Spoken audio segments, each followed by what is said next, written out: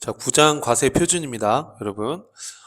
이제 과세 표준이 뭐냐라는 걸 이야기하기 전에, 여러분, 그동안 우리가 부가가치세 이론을 공부한 걸 생각해 보면, 어떤 걸 공부했었냐면, 다 얘기할 수는 없고, 우리가 배웠던 것 중에 과세 거래라는 거 공부한 적 있죠. 그죠? 그죠? 과세 거래. 자, 과세 거래라는 건 어떤 내용이었어요? 자, 부가가치세 과세되는 거래가 어떤 거냐? 재화나 용역에 대해서 과세할 건데, 재화의 공급, 용역의 공급, 재화의 수입에 대해서 과세하겠다. 이런 얘기 했었죠. 그러니까 과세 거래는 어떤 거래를 했을 때 과세할 거냐에 대한 그런 이야기였고, 맞나요, 여러분? 자, 그 다음에 우리가 했던 것 중에 공급 시기라는 걸 배웠었거든요. 그쵸, 여러분? 공급 시기. 공급 시기는 어떤 거였어요? 자, 재화나 용역을 공급하면 과세할 건데 언제 과세할 거냐 이거죠.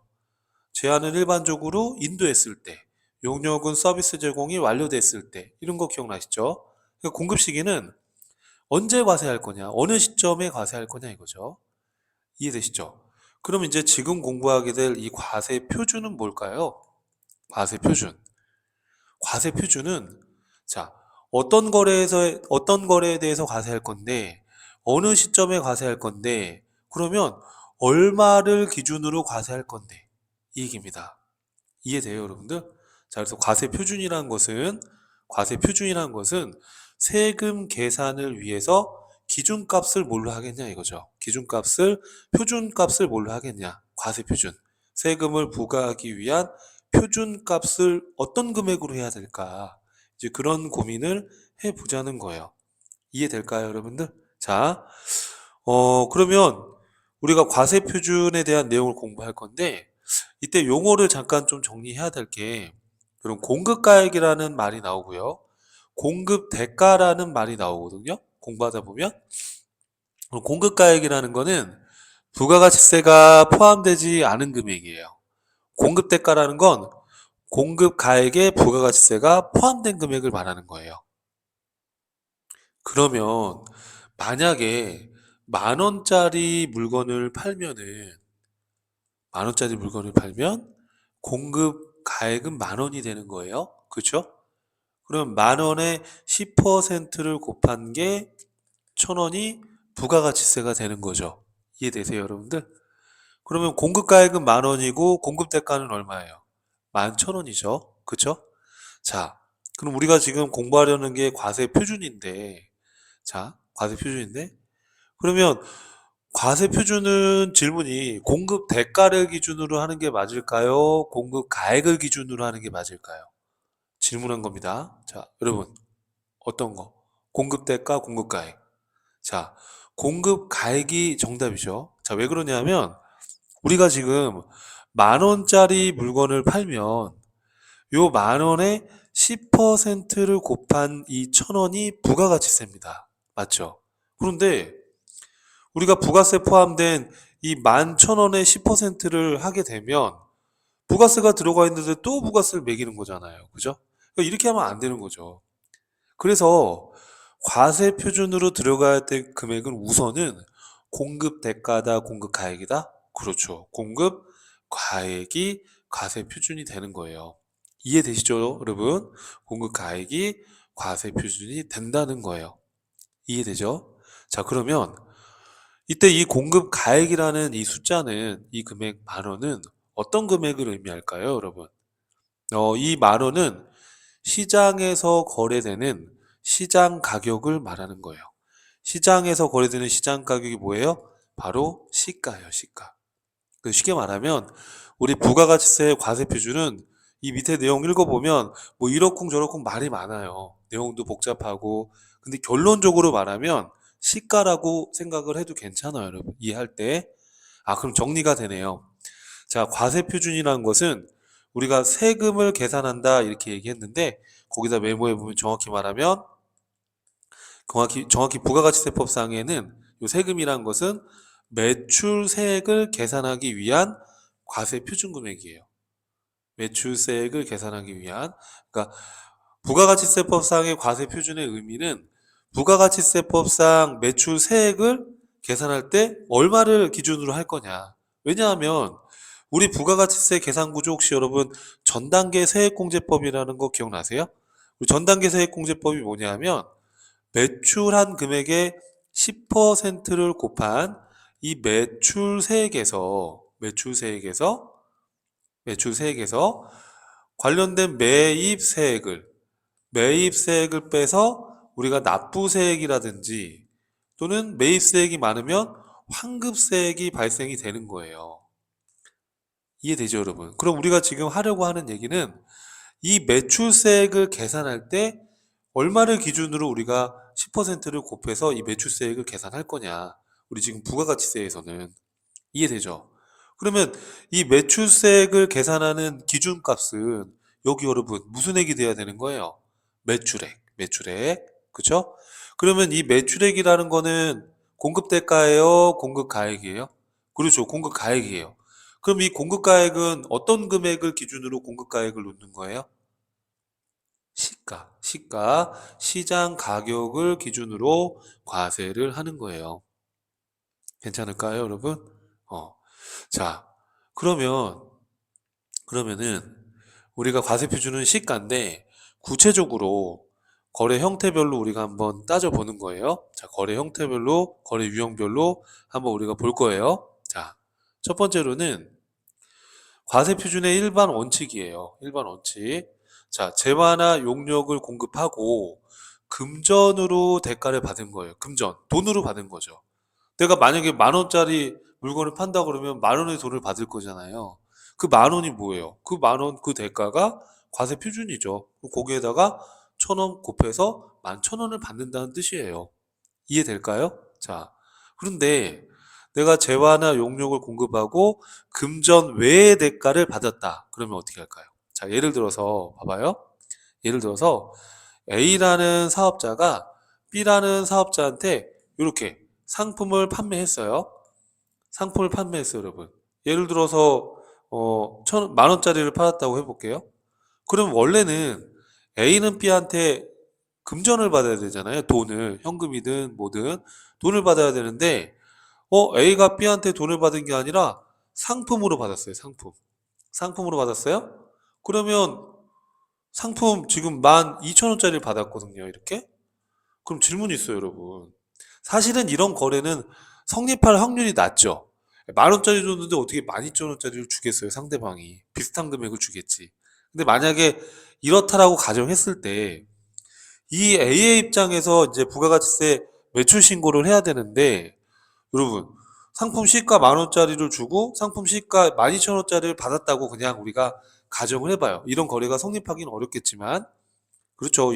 내가 10,000원짜리 줬는데 12,000원짜리를 주지는 않을 거 아니에요, 사실은.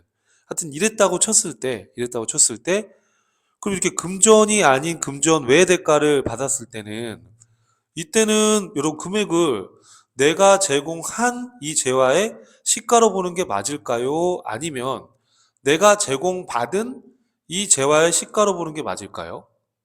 애매하죠. 여러분 우리 부가가치세는 사업자가 공급한 거에 과세하는 거예요. 맞죠? 그러면 내가 12,000원짜리 시가에 금전 외의 대가를 받았다 하더라도 내가 공급한, 내가 제공한 재화나 용역의 시장 가격으로 과세를 하는 거예요. 그럼 여기서 과세 표준은 12,000원입니까? 만 원입니까? A 기준으로 봤을 때. 만 원이 되는 거죠. 이해되세요, 여러분들? 네, 그렇게 규정이 되어 있어요. 자, 폐업을 했대요, 폐업을 했대요. 그러면 우리가 폐업 시 남아있는 잔존재화에 대해서 간주공급편 기억나세요? 간주공급 한번 우리 소리 내서 불러볼까요? 어떤 게 있었어요, 종류가? 자가공급, 개인 쪽 공급, 사업상 증여, 폐업 시 잔존재화가 있었잖아요. 그죠? 그럼 폐업 시 잔존재화에 대해서는 우리가 부가가치세를 과세한다고 그랬잖아요. 간주공급 편에서. 그러면 원가로 과세할까? 시가로 과세할까? 여러분, 대원칙이 제가 뭐라고 그랬어요? 부가가치세 과세 표준의 대원칙은 시장 가격, 그 어떤 누구라도 동등하게 시장 가격으로 세금을 내는 게 맞죠. 기준을. 그죠? 예. 그래서 시장 가격을 딱 기준을 잡아놓고 거기에 과세할게. 이런 맥락이란 말이에요. 자, 그러면 지금 폐업시 남아있는 잔존재야. 간주 공급의 경우에도 황당한 건 이런 폐업해서 열받겠지만 남아있는 그 재고에 대해서 시가로 과세합니다. 시가로 과세합니다. 기억해 주세요. 원가가 아니에요. 시가예요. 자, 그 다음에 또 간주 공급이 또 나왔네. 이것도 3번도 간주 공급, 4번도 간주 공급인데, 자, 간주 공급. 간주 공급이에요. 자, 공급한 재화나 용역의 시가로 과세한다. 시가로 과세하는 거. 그러니까 결론은 간주 공급도 시가로 과세하는 거예요. 그죠? 결론은. 그런데 판매 목적 타사업장 반출하는 경우에는 원가를 원칙으로 한다. 원칙으로 한다는 건 예외도 인정을 해줄 수 있는 거예요. 자, 판매 목적 타사업장 반출은 시가래요, 원가래요? 원가를 원칙으로 한대요. 자, 여러분 이게 왜 그러냐 하면은 제가 여러분 아주 심플하게 잠깐 설명 드려볼 테니까 여러분 뭐 노트나 이런 데 한번 적어보세요. 여러분 우리가 판매 목적 타사업장 반출이 어떤 거였는지 혹시 기억 한번 떠올려 볼까요? 자, 간단히만 한번 해보면 판매 목적 타사업장 반출은 이런 거였죠. 제가 설명해 줬을 때 공장에서 자, 재료를 구입을 했어요. 그죠? 재료를 1,000원에 구입을 했어요. 그러면 이때 재료 1,000원 구입할 때 10%만큼 매입세액을 부담하고 이 재료를 사올 거예요.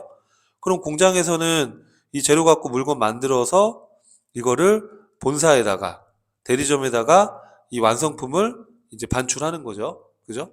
반출하면 요 본사에서 요거를 판매하는 거예요. 맞죠? 요거 3,000원에 팔았다 이렇게 설명했었죠? 그러면 매출세액은 얼마가 돼요? 300원이다 이렇게 얘기했어요. 자, 근데 이 공장에서 여러분 이 공장이에요. 이 공장에서 자, 물건을 본사로 이렇게 팔았을 때 그러니까 파는 게 아니죠. 완성품을 본사로 반출했을 때, 판매 목적으로 반출했을 때 이걸 판매한 것으로 간주하겠다. 이렇게 우리가 배웠잖아요. 그럼 공장에서는 본사로 생계화소를 발급하는 거죠. 그죠? 그러면 이때 이 제품 만들 때 원가가 1,000원이었다고 한번 해봐요. 그러면 생계화소를 발급할 때 원가로 발급하라고 했으니까 1,000원에 부가가치세 100원 이렇게 해서 생계화소를 발급해 줬다고 해볼게요. 그러면 공장에서는 매출세액이 어떻게 돼요? 공장에서는 실제 매출한 건 아니지만 100원만큼을 매출세액으로 보는 거고 매입세액은 얼마가 되는 거예요? 100원이니까 납부세액은 있어요 없어요? 납부세액은 없죠. 내 아들 매출세액이 100원 매입세액이 100원이니까 납부세액은 없어요. 자, 근데 본사에서는 여러분 어떻게 되죠? 본사에서는 매출세액이 300원이죠. 근데 요 공장에서 1,000원에 100원에서 생계화를 받은 거잖아요, 지금. 그러면 이 본사 입장에서는 매입세액이란 말이에요. 그럼 매입세액이 지금 100원이잖아요, 지금. 그럼 납부를 얼마만 하면 돼요? 본사에서는 200원만 납부해요. 그죠? 그래서 공장에서 환급세액이 나오지 않도록 이렇게 판매 목적으로 다른 사업장에 반출했을 때 이걸 판매한 것처럼 간주해서 생계화설 발급하라라는 게 판매 목적 타사업장 반출의 취지였었어요. 그쵸? 자, 그런데 이때 그럼 생계화설 발급할 때 금액을 얼마로 생계화설 발급할 거냐? 원가로 하래요, 원가. 판매 목적 타사업장 반출은 이 재료가 원가로 1,000원에 100원 이렇게 끊어주래요. 지금 이 얘기잖아요. 자, 근데 원칙으로 했으니까 여러분 예외적으로 시가로 만약에 끊어도 인정해 주겠대요. 인정을 해 주겠대요. 그럼 예를 들어서 이게 만약에 시가가 2,000원이라고 한번 가정해 보죠. 그럼 만약에 이때 파란 색깔로 해볼게요. 1,000원에 100원이 아니라 2,000원에 200원짜리로 생계화를 끊었다고 한번 가정해 볼게요. 그러면 공장에서는 매출세액이 200원이 나오잖아요. 매입세액은 100원 그대로 똑같죠. 그럼 100원의 세금을 공장에서 내는 거예요. 그렇죠? 그럼 본사에서는 매출세액이 300원인데 매입세액이 200원이 되는 거잖아요. 그럼 본사에서는 100원의 세금을 내면 되는 거예요. 맞죠? 그럼 여러분 잘 생각해 봐요. 자, 우리가 간주 공급은 어쨌든 간에 시가로 과세하는데 특이하게도 판매 목적 타사업장 반출은 원가를 원칙으로 할게 이렇게 규정이 돼 있잖아요. 그럼 원가로 1,000원에 100원을 만약에 생계화소를 공장에서 본사로 끊으면 세금을 얼마 내냐 하면 공장에서 내는 건 빵원이고 본사에서 내는 건 200원 내는 거예요. 그럼 만약에 여기에다가 원가에다가 이윤을 붙여가지고 시가로 2,000원에 200원 발급했다라고 했을 때, 자, 공장에서는 100원 세금 내죠? 본사에서도 100원 세금 내죠? 그럼 얼마의 세금을 낸 거예요, 총? 200원의 세금을 낸 거예요. 그렇죠? 그러면 공장에서 본사로 원가로 발급을 하든 1,000원에 100원을 끊어주든 거기에 이윤을 붙여서 200원, 2,000원에 200원을 끊어주든 이 거래를 통해서 이 전체 법인 기업이 납부하는 세금은 결국에는 200원이에요. 이래 하나 저래 하나 200원이에요. 왜 그러냐 하면 원가로 하든 시가로 하든 이 거래는 이 기업의 내부 거래일 뿐이에요. 그냥 내부적으로 생계에서 끊어주는 것 뿐이라고요. 그러니까 세무사 입장에서는 야, 이거는 우리가 실제로 외부에 판 건 아니니까 원가를 기준으로 생계에서 끊어라. 그런데 니네가 이 원가에다가 이윤을 붙여가지고 시가로 만약에 생계에서 발행했어? 그래도 인정해줄게. 왜? 니네가 원가로 발급을 하든 시가로 발급을 하든 세금 내는 건 200원 똑같아요. 왜? 이건 내부 거래니까. 무슨 말인지 이해돼요, 혹시? 그래서 판매 목적 타사업장 반출은 과세 표준을 내부 거래니까 원가로 하되 만약에 거기다 이윤을 붙여서 뭐 시가로 발행해도 인정을 해주고 있어요. 어차피 내는 세금은 200원 똑같으니까. 이해하겠죠? 그래서 여러분 이런 예외적인 경우를 제외하고는 부가가치세법상의 과세 표준은 그냥 뭐라고 생각하시면 돼요. 아까도 얘기했지만 시가다 이렇게 생각해도 괜찮아요, 여러분. 큰 그림으로 이렇게. 자, 다시 한번 갑니다. 우리 지금 과세 표준을 배우고 있고, 얼마의 금액을 기준으로 부가세를 과세할 거냐. 즉, 부가가치세법상의 이 매출액 금액, 이 공급가액을 시가로 과세할 거다 이 얘기잖아요. 근데 금전으로 받으면 그 금전 받은 게 시가일 거고, 금전 외의 대가를 받으면 공급한 제한화 용역의 시가를 과세 표준으로 하는 거고, 폐업하는 경우에도 남아있는 잔존제한 시가. 근데 간주 공급도 시가인데 희한하게 간주 공급 중에 판매 목적 타사업장 반출은 원가로 하는 걸 원칙으로 하되 이윤을 붙여서 시가로 발행해도 내부 거래니까 이래 하나 저래 하나 납부하는 세금은 200원 똑같으니까 인정해줄게 라는 거예요. 이해될까요, 여러분? 자, 그 다음에 또 나오는 게 뭐냐면 부당 행위 계산의 부인 이렇게 나왔어요. 이게 뭐냐면 이게 특수관계자랑 짜고 조세를 회피할 목적으로 정상 시가보다 현저하게 낮은 금액으로 물건을 공급한 거예요, 이렇게. 자, 예를 들어서 사업자가 물건을 팔았는데 이 상대방이 특수관계자야. 뭐 친인척이야. 특수관계자니까 100만 원짜리를 20만 원에 낮게 팔았어요. 그러면 일반 소비한 사람들은 100만 원에 10%인 10만 원 내고 이 특수관계자랑 부당하게 이렇게 20만 원에 팔면 2만 원만 세금 내고 이게 과세 형평성이 전혀 맞지 않잖아요. 그래서 이렇게 특수관계자랑 조세를 회피할 목적으로 이런 부당한 거래를 하면 정상적인 뭘로 과세하겠다? 그렇죠. 시가로 과세하는 거예요. 그러니까 극히 아주 예외적인 몇 가지를 빼고는 그냥 다 시가 이렇게 생각해도 괜찮다, 여러분. 그렇게 해서 큰 그림으로 이해를 하면 괜찮다. 자, 그 다음에 이제 거래 형태별 과세 표준이에요. 거래 유형별 과세 표준. 자, 외상으로 팔거나 할부로 팔았을 때 어떻게 할 거냐. 여러분, 외상으로 파는 건 내가 100만 원짜리 외상으로 팔았어요. 그러면 100만 원에 10% 하면 되는 거죠. 시가 100만 원짜리 외상으로 팔면 100만 원에 10%, 10만 원 부가세 과세 되는 거죠. 근데 100만 원짜리를 내가 물건을 팔고 할부 판매라는 건 뭐죠? 돈을 10만 원씩 10번을 나눠서 받기로 한 거야. 그러면 10만 원씩 하나하나 나눠서 과세할 거냐.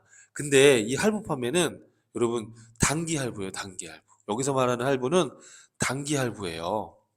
그러니까 1년 이내에 이렇게 할부 대금을 회수하는 이런 단기 할부다 그러면 이걸 뭐 10만 원씩 다 이걸 다 쪼개서 할 필요 없이 그냥 1년 이내에 회수가 되니까 그냥 총 금액 10만 원씩 10번 받기로 했어요. 그냥 100만 원에 과세할게요. 총 가액. 자, 근데 여러분 이게 단기 할부가 아니라 재밌는 건 장기 할부 판매예요. 여러분 혹시 우리 앞전 강의에서 공급 시기 공부할 때 장기 할부 판매, 완성도 기준 지급, 또 중간 지급 이런 거 기억나세요? 또는 계속적 공급 이런 거? 장기 할부 판매는 뭐였죠? 복습하면 물건을 인도한 후에 대금을 2회 이상 1년 이상에 걸쳐서 이렇게 분할해서 회수하는 거를 장기 할부 판매라고 하는 거 기억나죠? 완성도 기준 지급은 뭐였어요, 여러분? 완성 정도에 따라 대가를 받는 거래 형태를 말해요. 중간 지급 조건부 공급은 뭐였어요? 중간 지급 조건부 공급은 물건을 소유권을 인도하기 전에 대금을 계약금, 중도금, 잔금 이런 형태로 6개월 이상에 걸쳐서 대금 회수하는 방식을 중간 지급 조건부 공급이라고 했었잖아요. 여러분 이런 거래들은 대금 회수가 빨라요? 대금 회수가 이렇게 대금 회수를 빨리빨리 할 수가 없잖아요. 그죠? 장기이거나 완성 정도에 따라 이렇게 대금을 나눠서 받는 것들이니까 거래 유형이. 근데 여러분 이거를 돈을 한 번에 그냥 총 금액으로 한 번에 과세해 버리면 기업도 부가세 낼 돈도 없을 거고. 그죠? 그래서 이거 공급 시기 할 때 어떻게 했었죠? 우리 공급 시기, 과세되는 시점, 공급 시기는 어떻게 했었어요? 기억나요, 혹시? 대가의 각 부분을 받기로 한때 과세한다. 이렇게 나눠서 과세하겠다. 이런 뉘앙스로 기억하라고 했잖아요. 그러면 과세 표준도 당연히 그거에 발맞춰서 대가의 각 부분을 받기로 한 때, 받기로 한 그 각 금액을 이렇게 나눠서 과세하는 거예요. 이해돼요, 여러분? 무슨 말인지? 그래서 계약에 따라 받기로 한 대가의 각 부분, 그죠? 예. 이해되죠? 무슨 말인지. 한 번에 총 금액으로 과세하는 게 아니라는 거예요. 공급 시기 규정에 맞춰서 대가의 각 부분을 받기로 한 때, 받기로 한 그 금액을 과세하는 겁니다. 자, 그 다음에 이제 또 우리 시험에 중요한 내용 중에 하나가 바로 이겁니다. 과세 표준에 포함해야 되냐, 말아야 되냐, 이제 이게 고민이에요. 이거 되게 중요한데요, 여러분 시험에. 이게 무슨 말이죠? 과세 표준에 포함 여부? 그러니까 과세 표준에 포함한다는 건, 자, 여러분 다시 과세 표준에 포함한다는 건 이 매출액에 집어넣어가지고 부가가치세 매출세액으로 과세를 하겠다는 얘기잖아요. 그러면 이 과세 표준 여기에 포함하지 않겠다는 건 세금 과세를 안 하겠다는 얘기잖아요. 결론은. 이해되시죠? 자, 그럼 이거에 대해서 이제 우리가 봐야 되는데, 우리 부가가치세 과세 표준은, 부가가치세는 일반 소비세예요. 그렇죠? 모든 재화나 용역에 대해서 다 과세합니다. 물론 면세로 열거되어 있는 거 제외하고요. 면세 제외하고 우리가 거래되는 우리 국내 모든 재화나 용역에 대해서 다 과세하는 거예요. 맞죠? 개별 소비세가 아니라 일반 소비세라고 우리가 이전 강의에서 설명을 드렸잖아요. 그래서 면세를 제외한 과세되는 금액은 모두 다 과세되는 건데 이걸 뭘 과세 표준에 포함하냐 마냐 이걸 따질 필요가 없잖아요. 그렇죠? 자, 그래서 예를 들어서 여러분 할부이자 이런 것도 다 과세가 돼요. 예시를 몇 개 들어볼게요. 자, 면세로 규정된 걸 제외하고는 모든 재화나 용역의 공급에 대해서 과세한다. 그럼 다 과세 표준에 포함하는 게 원칙입니다. 맞죠? 자, 예를 들어서 이런 거 할부이자. 자, 내가 물건을 팔고요. 대금을 이렇게 10만 원씩 여러 번 나눠받기로 했을 때 그 할부로 물건을 팔게 되면 그 내가 전체 받는 돈은 물건값도 있지만 거기에 할부 이자도 포함되어 있어요. 그럼 과세 표준에 포함된다라는 의미는 뭐냐면 대가성이 있으면 과세가 되는 거예요. 결론적으로. 대가성이라는 단어가 뭐냐면 내가 물건을 팔고 이 상응하는 대가를 받는 거. 그건 다 과세가 되는 거예요. 이게 무슨 할부 이자든 포장비를 내가 곁들여서 받았든 아니면 뭐 운임을 내가 받았던 다 과세가 되는 거예요. 운송보험료를 받았던 명칭료와 불구하고 내가 재화나 용역을 공급한 거에 따른 상응하는 대가를 받은 것은 다 과세가 되는 거예요. 이해되세요, 여러분들? 이게 무슨 할부이자든 내가 예를 들어서 100만 원짜리 팔면서 운송비가 20만 원 들어가니까 얘한테 120만 원의 대가를 받는다. 그럼 120만 원은 10%, 12만 원이 과세가 되는 거예요. 내가 50만 원짜리 물건 팔면서 포장하는데 돈이 6만 원 들어갔어. 그래서 56만 원에 내가 팔았어. 그럼 56만 원에 10%를 하는 거예요. 그러니까 과세 표준은 대가성이 있는 거. 내가 뭔가를 팔고 얘한테 받는 대가는 다 과세가 된다. 그렇게 이해를 하시면 되는 겁니다. 괜찮죠? 할부 이자가 됐든 뭐 포장비를 받았던 운반비를 받았던 운송보험료를 받았든 간에 명칭료와 불구하고 과세가 되는데 지금부터가 중요합니다. 다만 다음의 경우는 과세 표준에 포함하지 않는다예요. 그러니까 여기 나와 있는 것들 얘네들은 과세 표준에 포함하지 않는다. 즉 과세하지 않겠다. 자, 그럼 어떤 것들이 있는지 볼게요. 근데 여러분 읽어보면 외울 필요도 없는 게 당연해요. 당연히 과세 표준에 포함하면 안 되는 것들입니다. 제가 설명해 볼게요. 매출 환입이 뭐죠, 여러분? 매출 환입? 물건을 팔았다가 반품 받는 거예요. 자, 내가 100만 원어치 오늘 물건을 팔았어요. 근데 그 다음날 이 상대방이 반품으로 물건을 돌려보냈어요. 그럼 여러분 나 100만 원 물건 판 거 아니잖아요. 매출이 취소된 거잖아요. 그러면 반품한 거를 부가세를 내라고 할 수는 없죠. 당연히 과세 표준에 반품받은 건 포함하지 않습니다. 부가세 안 내도 되는 거죠. 이것도 똑같죠. 뭐 매출 애누리, 매출 할인. 매출 애누리가 뭐였어요? 우리 회계 공부할 때. 내가 물건 팔았는데 물건에 하자가 있어서 매출 애누리 값을 깎아준 거잖아요. 예를 들어서 내가 100만 원짜리 팔았는데 물건에 하자가 있어서 내가 20만 원 깎아줬어요.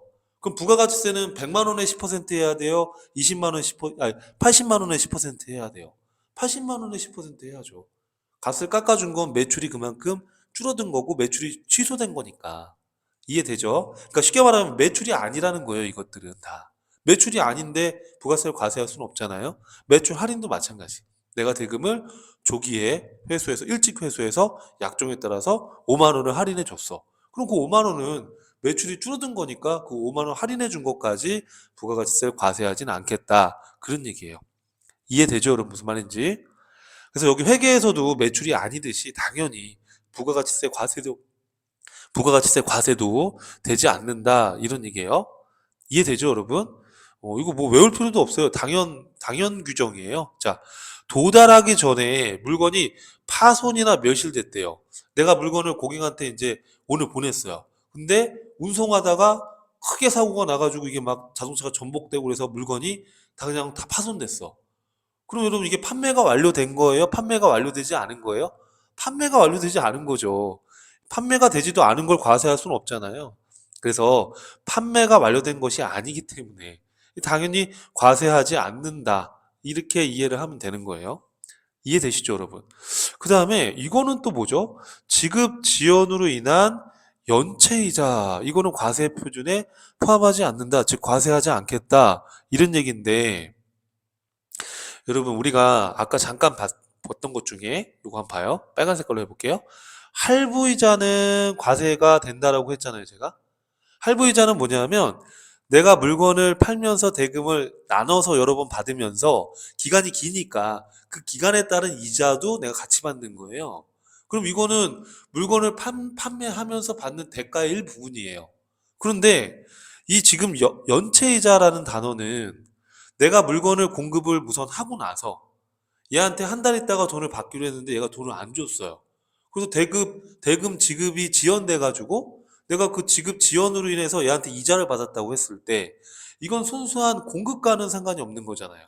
이건 사후 대금 지급 회수와 사후에 대금을 회수하는 과정에서 생긴 연체이자지 이게 이 물건을 공급하는 대가로 받는 건 아니니까 이걸 과세할 수는 없죠. 이해되시죠? 무슨 말인지? 내가 써놓은 거 한번 봐요. 판매 대가로 받는 할부이자는 대가성이 있기 때문에 당연히 과세가 되지만 판매와 무관한 판매와 무관한 판매와 무관한 지급 지연에 따른 연체 이자는 당연히 이건 과세 표준에 포함하지 않는다 그 얘기예요. 이해되시죠? 자, 정부 보조금은 과세 표준에 포함하지 않는다. 그럼 정부 보조금이 뭐예요? 정부에서 말 그대로 보조금을 준 거예요. 이거는 내가 물건을 팔고 어떤 대가를 받은 게 아니잖아요. 정부에서 그냥 지원받은 거지. 근데 이걸 재화를 공급한 게 아닌데 어떻게 과세를 해요? 그쵸? 당연한 얘기다. 국고보조금이나 공공보조금, 이런 걸 정부보조금이라고 합니다. 이거를 무상으로 재화의 공급과 무관하게 받은 경우. 그러니까 내가 뭔가를 팔고 대가를 받은 게 아니라 그냥 정부에서 지원금 받은 경우에 이거를 부가세 과세할 수는 당연히 없는 거죠. 그쵸? 당연한 얘기고요. 반환조건부 용기대금이에요. 자, 이게 뭐냐면 물건을 팔면서 용기를 반환받는 조건으로 그 용기 값을 내가 할인해 준 거예요.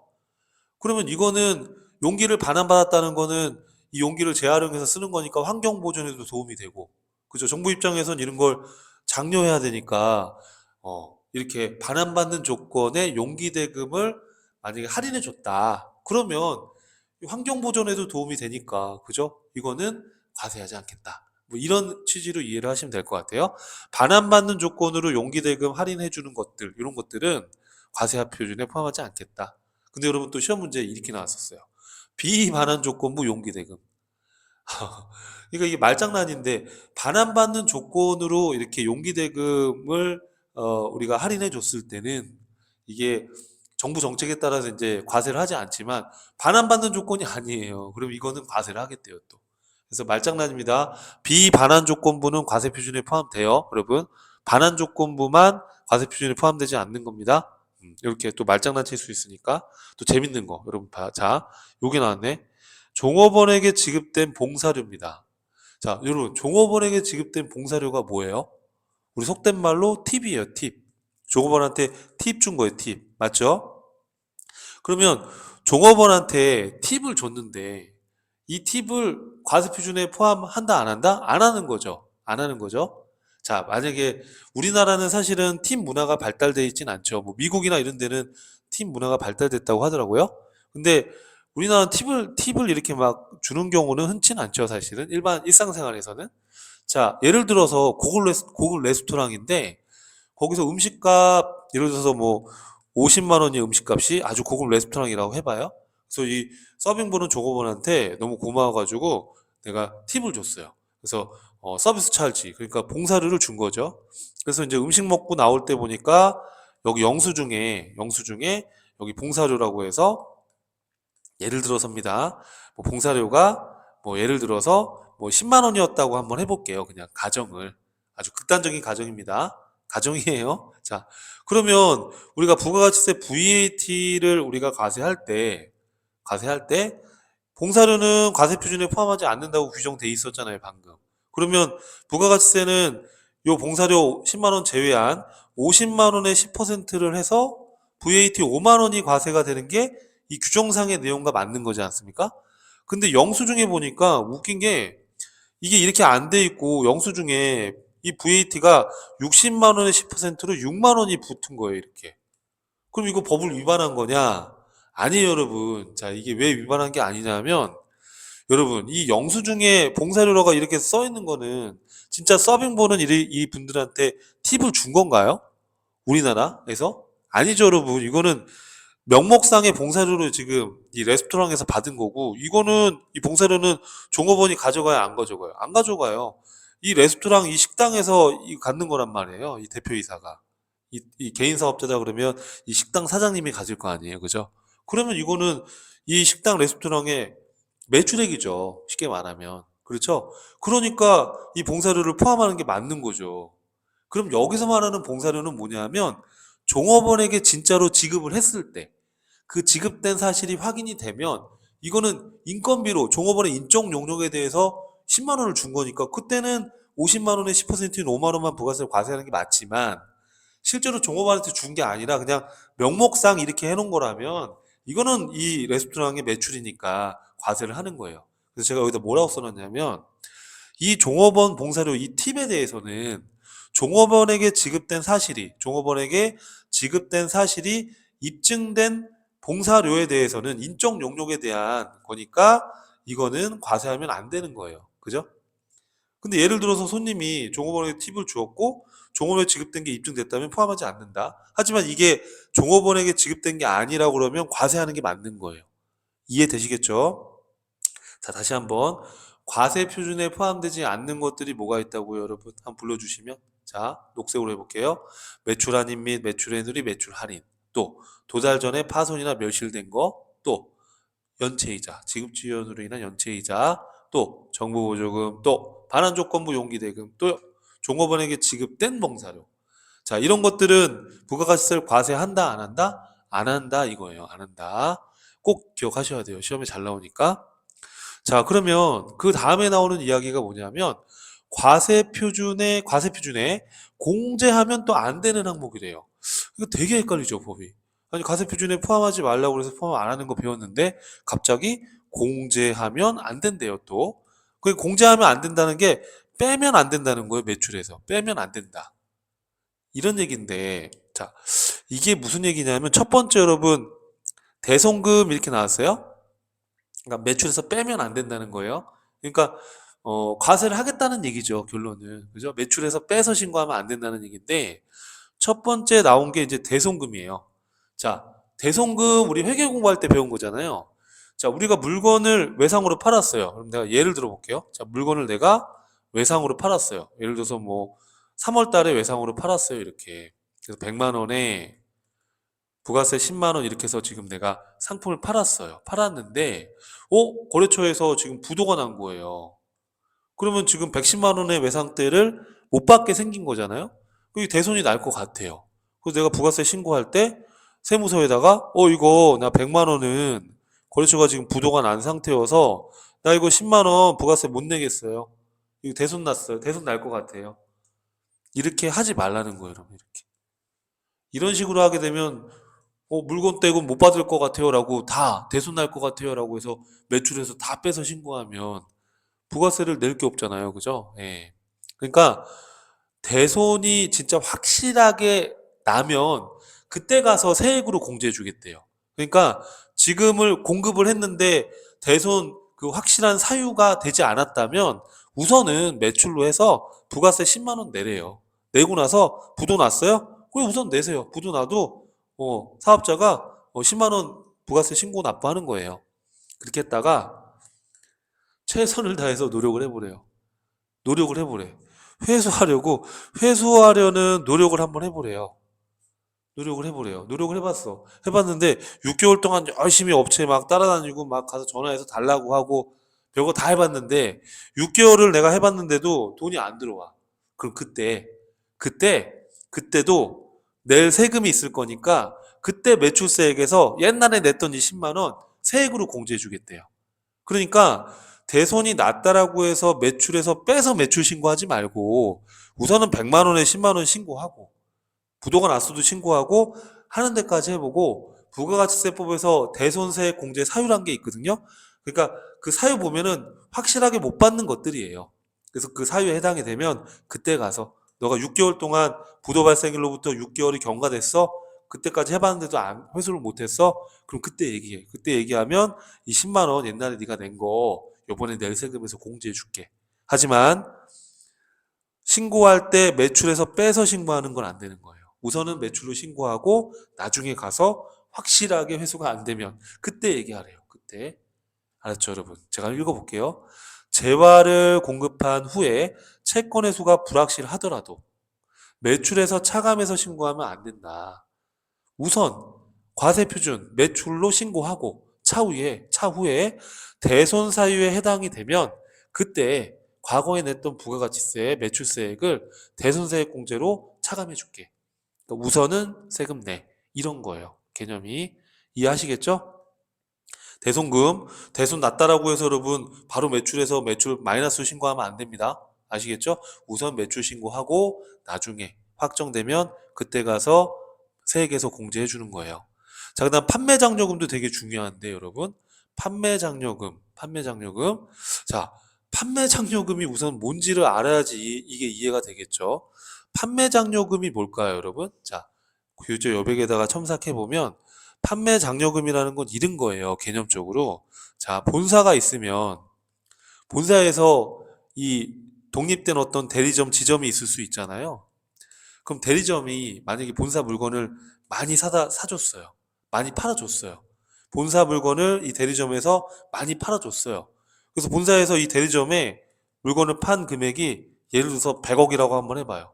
그 본사에서는 대변에 뭐 이렇게 매출, 뭐 상품 매출이든 제품 매출이든 100억 이렇게 했다고 해볼게요. 이해되죠, 여러분?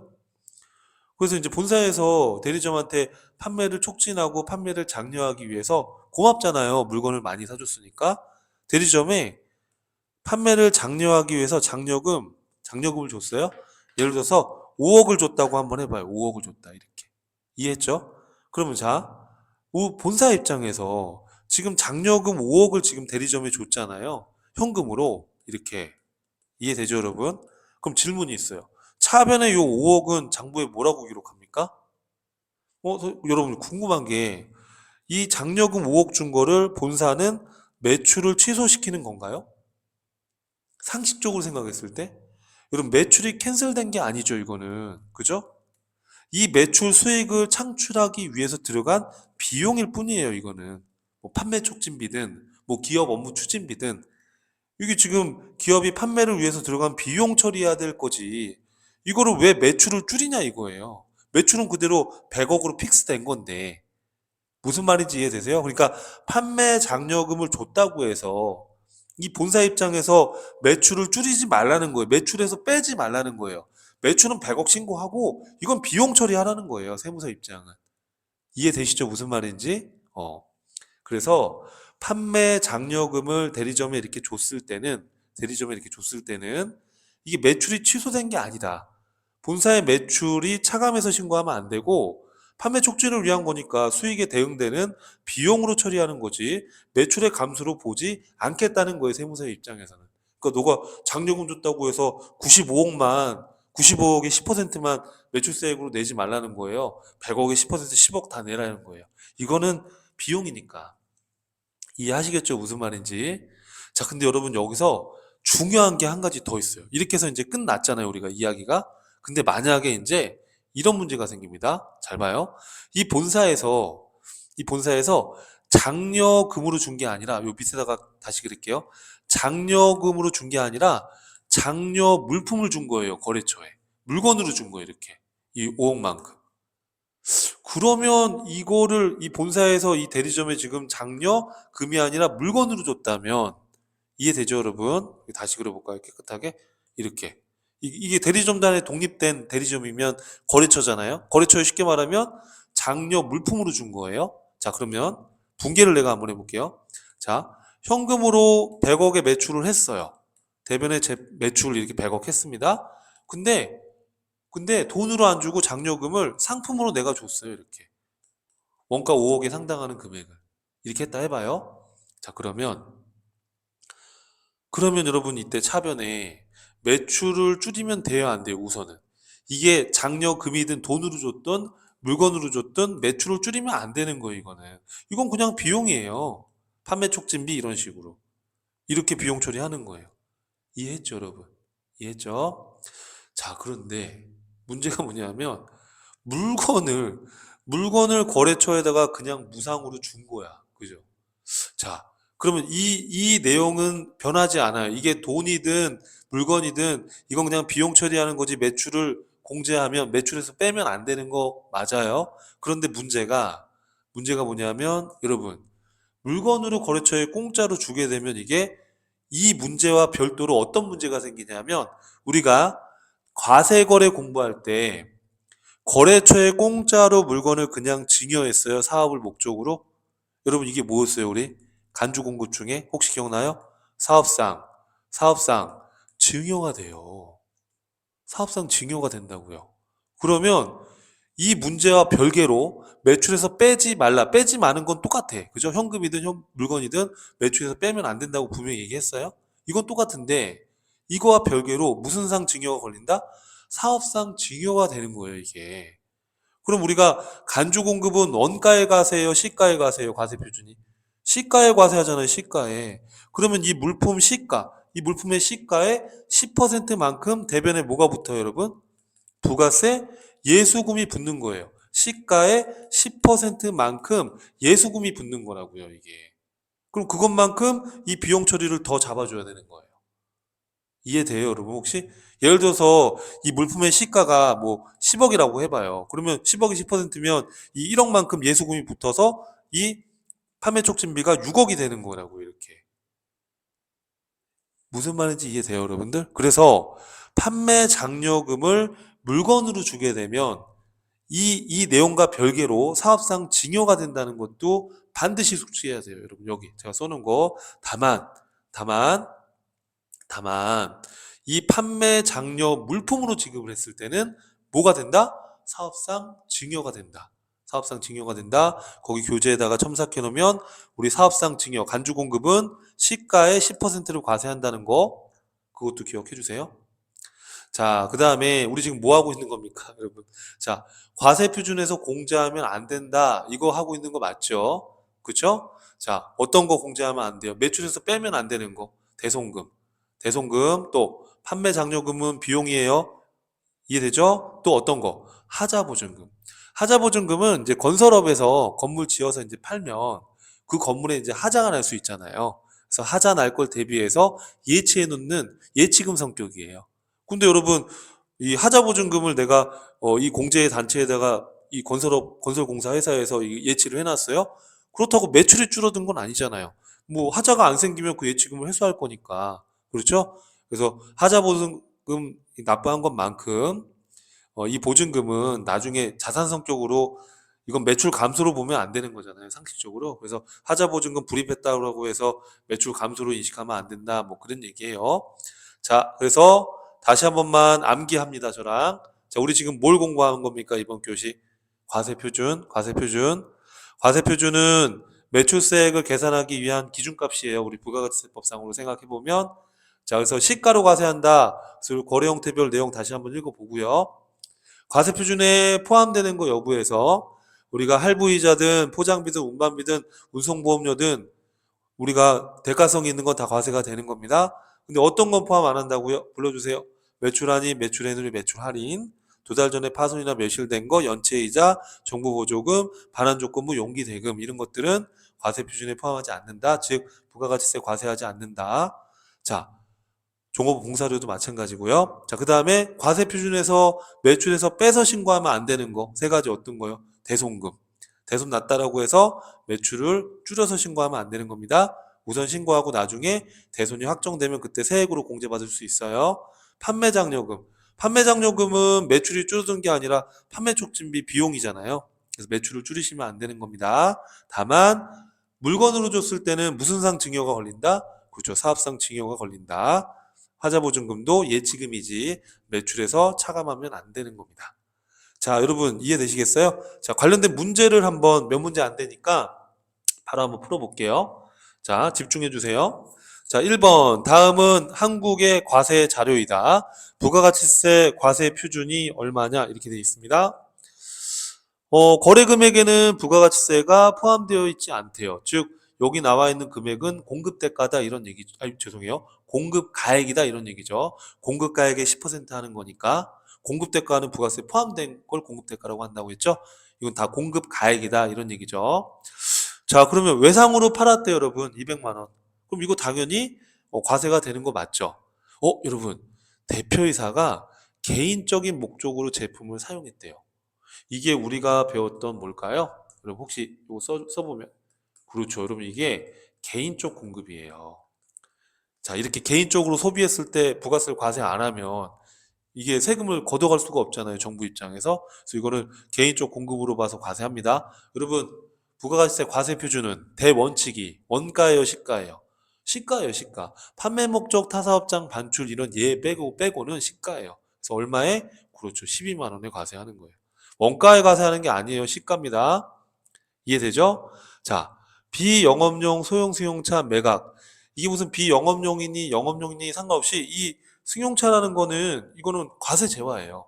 그러니까 당연히 뭐 10만 원, 10만 원 10% 과세가 되는 거고요. 그리고 화재로 인해서 제품이 다 소실됐는데 지금 불난 집에 부채질하는 것도 아니고 20만 원 불탔으니까 소비하셨잖아요. 부가세 내세요. 말도 안 되는 소리잖아요. 그죠? 제가 말도 안 되는 소리 한번 해봤어요. 그럼 당연히 이건 과세한다 안 한다? 안 하겠죠. 상식적으로. 그러면 과세 표준에 우리가 포함되는 거는 얼마예요? 200만 원하고 요 개인적 공급의 시가 12만 원하고 또 요 승용차 판 거 이것도 과세 제한이니까 10만 원 하고 하면 얼마죠? 222만 원인가요? 3번 이렇게 되겠네요. 그죠? 1번의 답은 3번. 2번 문제 볼게요. 자, 다음은 일반 과세자인 주식회사 한성의 23년 1기 매출 관련 자료이다. 매출세액을 계산하래요. 여러분 우리 매출 애누리는 과세 표준에 포함해야 안 해요? 안 하는데 이 총 매출액에 이미 들어가 있잖아요. 그러니까 우리 순 매출액으로 과세가 되는 거죠. 그래서 1,700만 과세가 돼야 되는 거예요. 근데 여기서 또 헷갈리면 안 되는 게 판매 장려금을 준 게 있대요.